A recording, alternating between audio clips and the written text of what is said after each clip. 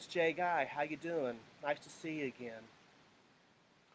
Well, I I rode my bicycle this morning, so I might have a perspiratory odor on me, and please forgive me. I haven't taken a shower yet, but that's going to happen real soon. I went to a friend's house. She was having a garage sale, and she gave me a good deal, really, a good deal. And got some clothes for my daughter, which, I mean, hell, her grandma's going to take her and buy her a bunch of more stuff. And really, we have so much around here, we need to have our own garage sale. I mean, for poor people, we really own a lot of shit. So, anyway, I would like to say that I have my son and daughter, Sam and Kenzie, in the video with me right now, but they're lazy and they're still in bed sleeping. So, there's that. We did stay out kind of late last night, yeah, till like 9 p.m. I'm an old man. But we saw at the Regent Theater, we saw the movie Carrie, which was an old horror movie, the the the original Carrie. I haven't seen the remake because to me there's only one. And the special effects leave something to be desired by today's standards, but for back then, it's pretty cool, and I liked it. And you should read the book by Stephen King because that is even better and more detailed. So I strongly recommend that Stephen King book, Carrie, and watching that horror movie if you've never seen it. Now, speaking of books, Carrie, I would like to do something I've never done before here. I'd like to do a little book review, and this is the book. Can you see it?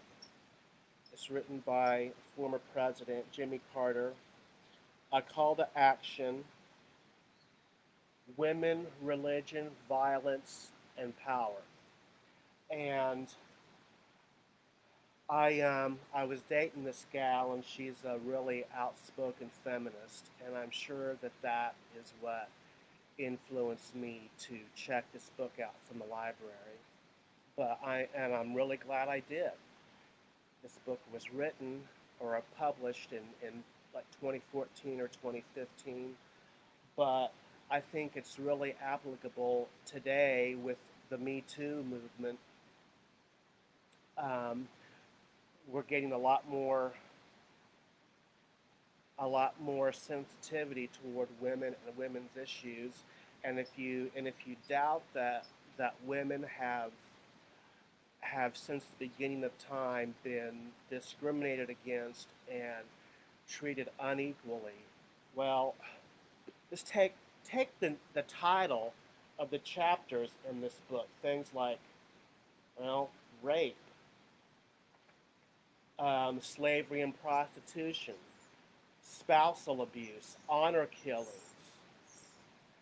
genital cuttings, child marriage, and dowry deaths.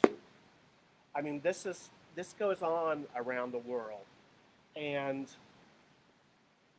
and Carter, he who really to me is going to be known more as a humanitarian than a president, but he talks in here about work that the Carter Center has done trying to alleviate these problems. We've got a long way to go. Um, Religion has often been used to justify mistreatment of women, and I'm talking any religion. Um, it's not just Muslim. It's not just Islam. It's not just Christian. Or this has really gone on, and he has a quote in here, page 104, 105. As with Christians and Muslims and Jews have come to realize that the basic rights of women are strongly affected by how men choose to interpret and apply the meaning of the Holy Scripture. When our mothers, wives, sisters, and daughters are considered both different and inferior in the eyes of God, the God we worship, this belief tends to permeate society and everyone suffers. Everyone. So, there's and he quotes things from the Quran and the Holy Bible that have been used to justify um, treating women as second class. But he also gives examples from quotes from people that show that perhaps giving another interpretation of these religions, at their very core, we might say that they are about true equality for all people. Have a quote from somebody here says, I am outraged that my religion is distorted and used to justify patriarchy and the discrimination and oppression of women. This totally contradicts what I believe in a just God and a just Islam. And you could just substitute the word Christianity or Judaism or Hinduism or something else where you have Islam there. Now, we have a quote here from a journalist from the country of India. It says, what India desperately needs is a women's revolution led by men, fathers, sons, grandfathers. Well, now we do have men here in this country, and the Me Too movement is really more of a global movement where people are saying, hey, we're not going to, men are saying, we are not going to stand for this anymore. We're going to speak out. We're going to say something. So I just, I think, I think this is a really good book to read. I would definitely recommend it. Um, and I got to return it to the library. Now, having completed reading that book, some of the other books I might want to read, I have this one, Wise Guy,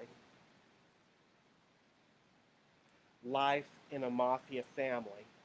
This was by a journalist who had written a lot about the mafia, Nicholas Pileggi. I don't know. Hell, it's Italian, I'm sure. He he interviewed Henry Hill, a mobster, when he was in jail, imprisoned, and he got his story. And I've read a little bit of it, sitting at my kitchen table. Haven't really started reading it like front to back, but just like little parts of it, and it seems very engrossing. And one of my favorite movies of all time, Goodfellas. This is the book that movie was based on. Okay, another book that, whoa, that we plan to read soon. I've been reading little snippets of it. The True Adventures of the Rolling Stones.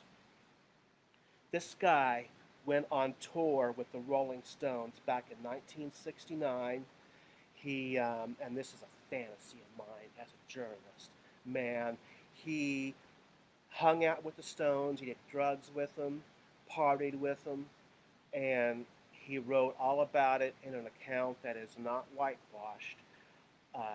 It's like true to life. And Mick and Keith, I think maybe Charlie too, they've said, hey, this guy, Stanley Booth, the author, you can take credence in this book. He knows the Stones. He knows us. So, anyway, that's about all of my crap for today. I just want to say thank you. Um, just, just be good to everybody in your life. And I just want to say peace out to everybody. I'm Jay Guy. I'm out of here. We will see you later.